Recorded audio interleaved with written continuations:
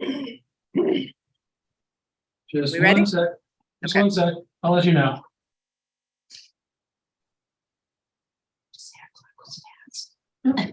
What is Well, I happening? have five straight up. Oh, do you? Okay.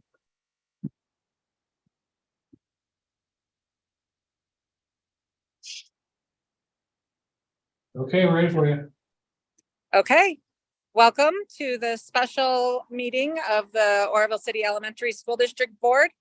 I'll call the meeting to order at 4:59. I do not have the agenda in front of me. I'm sorry. We have one item, I believe. Yes, and we'll go ahead and start with roll call and then Thank our you. pledge. Okay, so, okay, Lisa Torres. Here. Sandra Barnes, Here. Bill LaGrone, He's not here. Jessica Anthony, Present. and I'm here. We'll go to the Pledge of Allegiance. Thank you. Please stand. And salute and pledge. I pledge allegiance To the flag of the United States of America and to the republic for which it stands, one nation, under God, indivisible, with liberty and justice for all.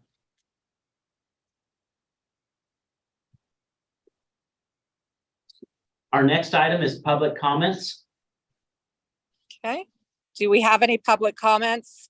Yeah, in backpack? We have nobody who has written in anything, and we have nobody present outside of the board and staff. Okay. And the next one is any public comments on the special board meeting items. Thank you. I apologize. That's okay. You're doing great. Okay, And we have none for that agenda item either. great. Agenda item number 4, Madam President, would be approve interdistrict attendance agreements for 22-23 and 23-24. Is there a motion to approve the attendance agreements? So moved. Is there a second? I second. Okay, is there any discussion on the attendance agreements? No discussion. All right, so we'll call for a vote. We have to do in a roll call vote. Yes. Okay, so Lisa Torres, Yes. Jessica Anthony, Yes. Sandra Barnes, Aye. and I am a yes, so motion carries. Okay, our next item, Madam President, is approve memorandum of understanding with the city of Oroville regarding the Stanford parking lot project. And it is recommended that the MOU between OCESD and the city of Oroville be approved as presented to reimburse the city for services provided by North Star of Chico, California, and Franklin Construction of Chico, California for the Stanford Avenue school parking lot project. So the city has been helping us with this project. They helped with some of the front end architectural fees and things, but also helped sort of coordinate bids and did all the bids and everything like that through their process. So the idea was that they would help us do that part so we could kind of get this project going for this summer. Otherwise, there's probably no way we had the capacity to get that done. So since they did the bids, they're going to have to accept the bids at the city. And we're just agreeing to, hey, we'll pay for whatever the bids end up being for the construction and construction management and design of the Stanford Avenue parking lot. The Stanford Avenue parking lot, if you've been around very long, it collects water underneath it.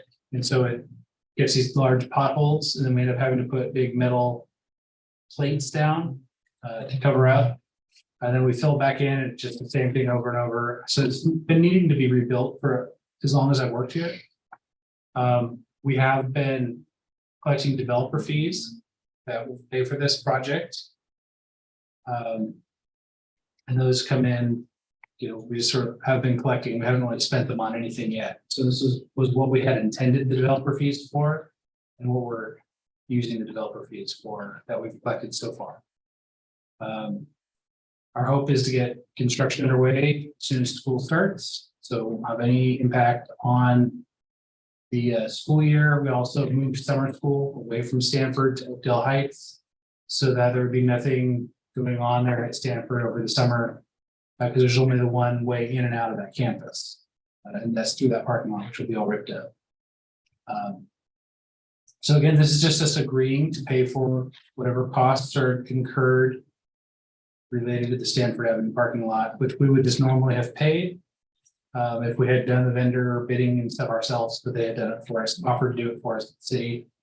And so we took them up on that. Well, and they've also were helping us with the engineering and some of those other pieces. Right, they probably put $10,000 to $20,000 worth of time and effort between contractors and their own staff into this for us. So is this on good faith that they're doing this for it, or are they charging a brokerage fee? It's on good faith. It was just, they had the capacity.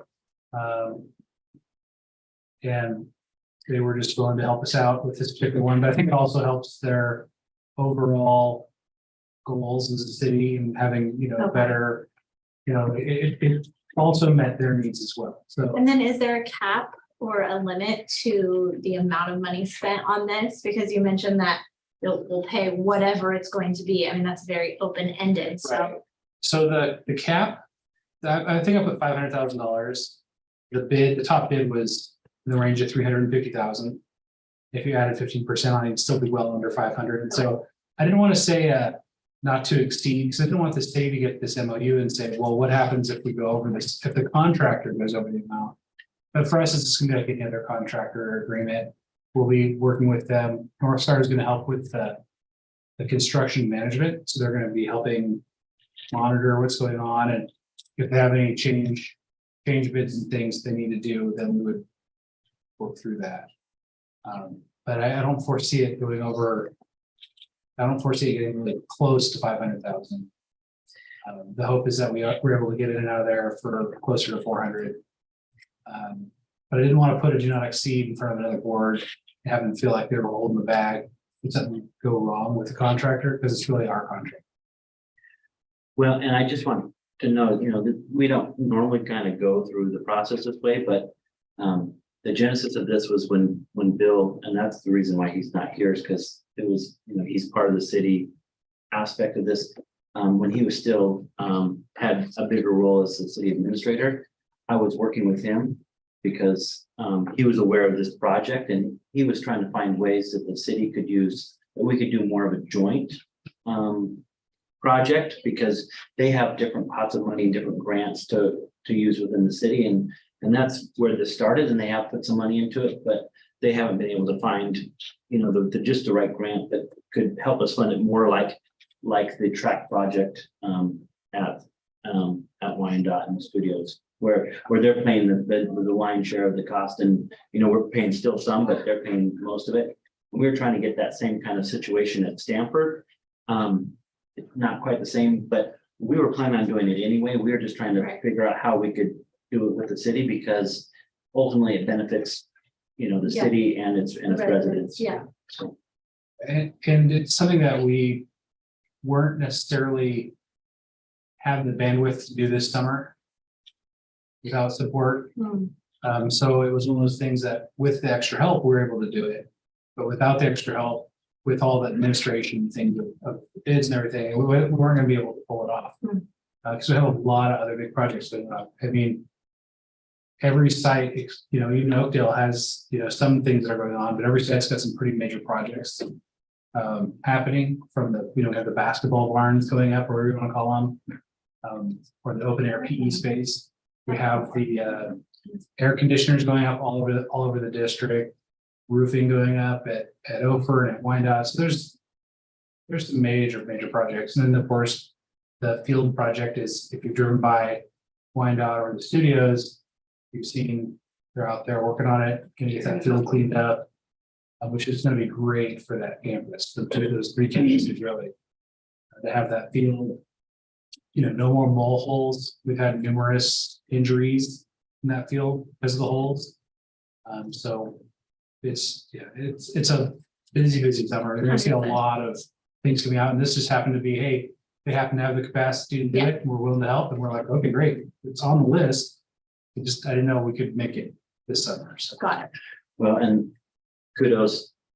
I don't want to prolong this any longer, but kudos to Jim and Andrew and their staffs, because we're doing a ton of stuff to improve our facilities, which is In a short amount of time. in a short amount of time, which is great. Thank you. Any other questions about the MOU?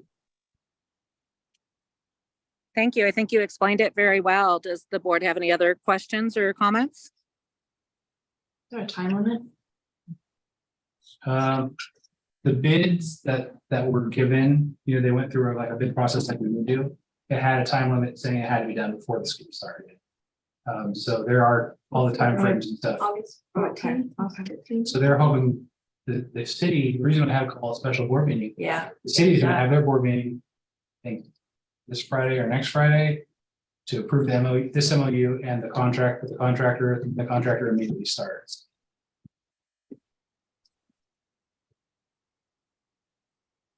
So thank you for having a special board meeting. That's why we needed to have it, is because of the timeline of the boards lining up. We couldn't wait. Okay, then is there a motion to approve the MOU with the city? So moved. Is there a second?